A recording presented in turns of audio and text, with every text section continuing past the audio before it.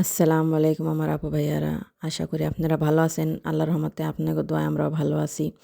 আজকে আবার একটু চলে আসলাম বাড়া বেড়াইছি। আজকে হচ্ছে রবিবার আর বাড়া কোনো মানুষ নাই। সব হয়েছে বাসায়। আমরা একটু বাড়া ঘুরতে পেরেছি নাস্তা খাইয়া। এখন চলে আসছি বাসায়। বেশিক্ষণ থাকিনি বাড়া। বাসায় এসে ওই যে মেয়ে ড্রেসগুলা সব ক্লিন করতেছে। এটা হইছে মাহমুদের ড্রেস।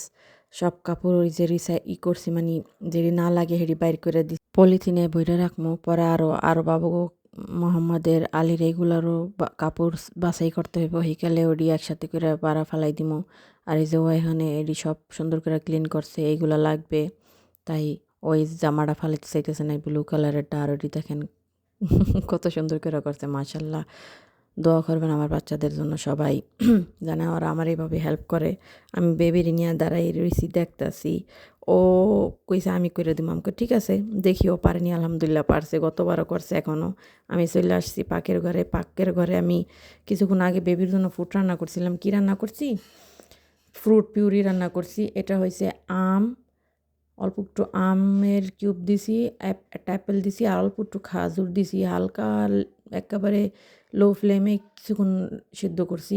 পরে সিদ্ধ হয়েছে মতন, এখন ঠান্ডা হয়েছে। এখন এটার আমি সুন্দর করে ব্লেন্ডার করে নিমু।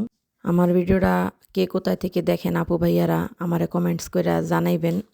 আমার কাছে ভালো লাগবে। এই দেখেন এখন এটা রাখছি বাবু কোলে, তাই ব্লেন্ডার করে নিছি। ও ভয় পাইতেছিল।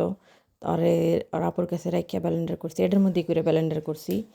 আর এই যে এটার মধ্যে ভরে রাখছি বক্সের মধ্যে, মানে ডোজ। আর ওই যে কাপ, এই কাপের মধ্যে আমি রাখছি, এই জন্য আমি এখন আর ট্রাই করবো। আর ওই যে বক্সটা ফ্রিজে রাখবো। ভালো থাকবা সবাই। আবার একটা ব্লগে দেখা হইবে। আল্লাহ হাফিজ।